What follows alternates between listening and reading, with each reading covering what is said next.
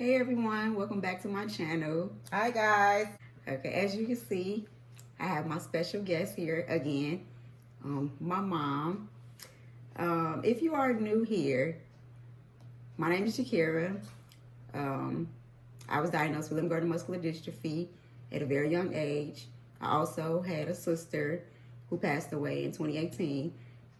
She had limb-girdle muscular dystrophy as well. And as y'all can tell by the title, we're going to be talking about, well, my mom is going to be telling the story of how she passed away. This is not an easy video to make, so bear with us if any one of us get emotional or anything. We've been talking about doing this video for a while, so guess we can just get on into it. Well, first off, I'm going to start by saying it's not just police that are out here killing our loved ones.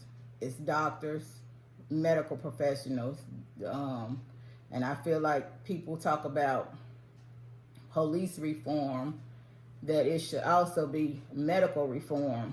They need to go back to the drawing board year after year to renew their license. It's just like some of these doctors, they play God, and they're licensed to kill, and they feel like they're getting away with it. So I'm going to start from the beginning of what happened with Jamisha. It was February 6th of 2018. Jamisha was having pains in her stomach. So I took her to the emergency room on the night of February 6th.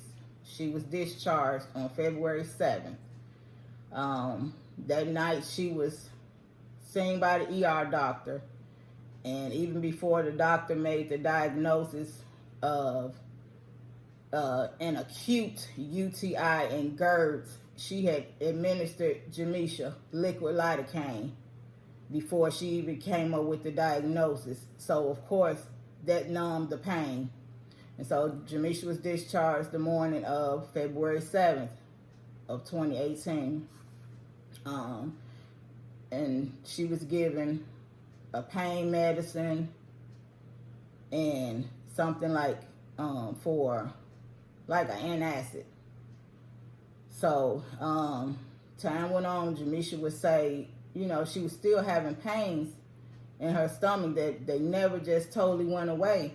And so the night of February 26th, I took her back to the emergency room. The same ER doctor was in there. Said, I remember you guys, you were here a few weeks ago. I bet it's that appendix. So that night she stayed, and we was in the emergency room from that night until the morning. And they came back once they did the MRI and said, yeah, it was her appendix, and she would probably have to have surgery. So later the morning on February 27th, she had a surgery, and during that surgery, it was hours.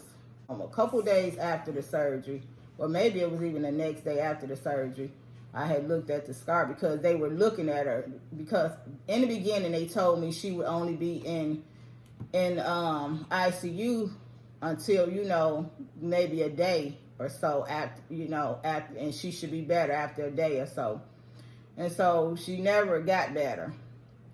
And then the doctors, she was swelling up, and I looked down there because one doctor had came in and he was just feeling all in where they had cut her at, and she was just, you know, frowning in pain because he was just in there merciless, digging all around in the scar. And afterwards I looked down there, they had butchered her.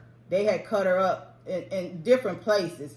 And trying to, you know, say they don't know, they were lying and saying she was doing better, and she, you know, they didn't know why she was swelling up. So time went on, and she never got better. She never left the ICU until the date of her death, which was March 14th. Fast forward, during the 2-week stay she was there, on March 4th, the doctor called me on the desk phone. They didn't even come face me in person to tell me that her kidneys were shutting down. And then after that, one of the nurses said it's probably because of the medication. They kept her sedated the entire time she was there, and told me that it was probably because of the medication that they was giving her. And then even after that, he came in and was like, oh, kidneys are fine. They're functioning fine. They knew what was going on. They knew. They tried to even get her transferred to other hospitals, but other hospitals wouldn't take them and be, because they knew that it was something that the doctors had done to cause all of this. Fast forward to the weekend before March 14th. I believe that was a Friday night, like March 9th, I believe it was, somewhere in there. One of the nurses had said, if she's still here, she made a comment, if she's still here, that they were going to try to do a trach. That's what they were talking about. And the actual pulmonologist told me, she didn't say, okay, whether she, it was our choice, because mind you, during the process, Jamisha, we were asking could she be put on her BiPAP machine, and they were just constantly ignoring us, and like, because she, even though she was sedated, she could still communicate with me.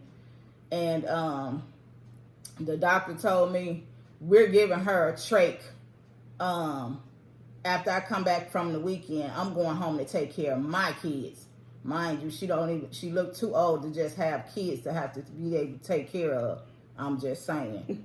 But so she came in that Monday, and I was looking in the medical records, and it said they informed Jamisha of the surgery, and she consented. How could she even consent? She couldn't understand what was being said to her. And the doctor told me, as you can see, Jakira has a trach, and she's had it for 13 years now. And so she was like, if she gets a trach, it'll save her life. And what I believe they had intended was that they were going to kill her that morning, and that's what they did. Because on the morning of March 14th, I left out of the room because I had stayed overnight with her. I left out of the room, and I told her, it was about 6 o'clock because you have to leave for a change. And I told her I'll be back before they start the surgery. They didn't even allow me to say anything to her before they started the surgery. They started even earlier than what was said, because I went through the medical records, 3,000 and some pages of medical records for the time that she was in the hospital. And so that morning, how they have surgery. They want the family to be down in the basement of the hospital. And I wasn't. I was on the same floor. And I shocked them because I was thinking, okay, they said it wouldn't take that long. And so I was walking around there. And as I was walking around to her room, they were pushing her out. And mind you, in the medical records, they said they were emergently pushing her out. You can't tell me what my eyes didn't see and what my ears didn't hear. And so as they were pushing her out, Jamisha was sitting up with her eyes open. She wasn't hooked up to any machines, and if they were emergently pushing her down the hallway, they would have been rushing. They would have been doing chest compressions. They would have been doing something. She would have been hooked up to some machines, giving her some kind of oxygen, something. She was sitting there with her eyes open, and two male doctors that was in there giving her the surgery for the trach were pushing her. As I was like, I said, hey, boo. And not realizing, because my mind was just so scrambly that morning, not realizing my baby was already dead. And the pulmonologist, the one that said she was going to give her the trach, she inadvertently confessed to me, I gave her enough anesthesia for a 250-pound man. She's only 120 pounds. And she kept waking up. And they as they pushed her on by, she pulled me to the side and confessed that by mistake. But God, he knew. God knew he wanted me to be there at the time he wanted me to be there. And that's where I was. And so She pulled me to the side and trying to explain, well, the trach wasn't the right size or something, so they have to take her to the OR and redo it and this and that. They're better equipped down there. So what I said was, she's in God's hands. And then she turned around and said, well, we're all in God's hands, which was uncalled for. That was something that she shouldn't even say, knowing what they had just did. And so I went back around, and they had even asked me, like, basically, what was I doing up on that floor? And then the disrespect to be pushing my daughter down the hallway while she's sitting there with her eyes open, and they knowing that she was deceased. All the nurses and doctors standing around seeing this, them pushing her down the hall, and they all knew. They all knew. And so what they did was try to cover it up. They took her down to the OR, supposedly. I have text messages. My daughter had texted me, asking was she still in there, and I had just talked to the doctor about 10:30 a.m. I had just talked to the doctor. Mind you, it was about 9:30 a.m. when they was taking her to the OR. And so I said, they just called. They said everything, the second trach was put in and everything was fine. And she should be back in ICU within an hour.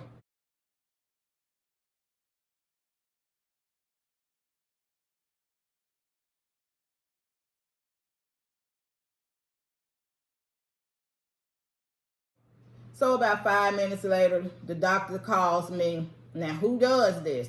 Calls me and says, we're losing her. We're doing chest compressions now. I'm not hearing nothing in the background. I was conscious enough to notice that. I'm not hearing anything in the background. And what medical professional, what person would actually call and you doing chest compressions and nothing is done? You hear nothing in the background. No machines, nothing. And then about 5 minutes after that, he comes to give me the death notification that we lost her. And then, I was just like inconsolable. I'm breaking down.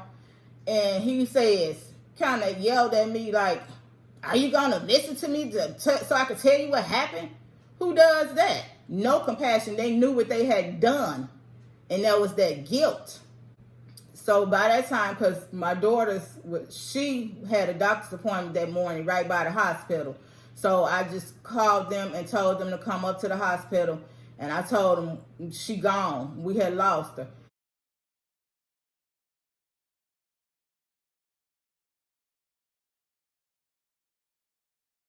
And then like 5 minutes after that, he says, okay, she's ready. You can go see her.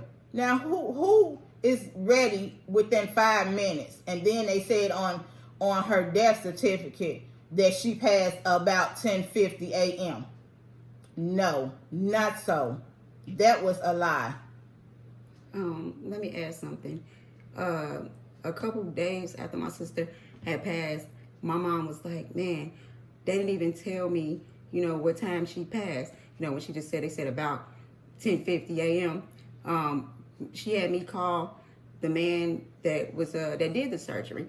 And I was like, hey, because we have a time when we come in this world and we have a time that we leave. So I was like, hey, what time did my sister pass? And he was like, why you want to know? And I'm just like, my mom want to know. So he was like, well, I'm going to call you back and let you know. So he calls me back a few minutes later. Then he says about 10:50 a.m. We're giving the time. And when we come into this world and when we leave, why is that a question? That's my sister. That's her daughter. She want to know what time her child passed. Right, because that's the way I wanted to put it in her obituary. So it's the wrong time because there's no way she can be ready. It takes at least 30 minutes to get a body cleaned up and ready for the morgue. And then who asked the doctor that did the botched surgery? Who asked him to be with the family in our personal time spending with my daughter? And then he in there crying more than we were. Like, that was a personal time. I didn't ask him to accompany me in there. My pastor accompanied me in there. He was the only one I called. No one asked. And that was another thing. My pastor said how they were all standing around. He didn't know it at the time, all of them were standing around crying. But they knew what they were going to do. They knew. And then they lied in the medical records and said she died from limb-girdle muscular dystrophy and sepsis. Then it said she was obese. How is she obese at 120 pounds?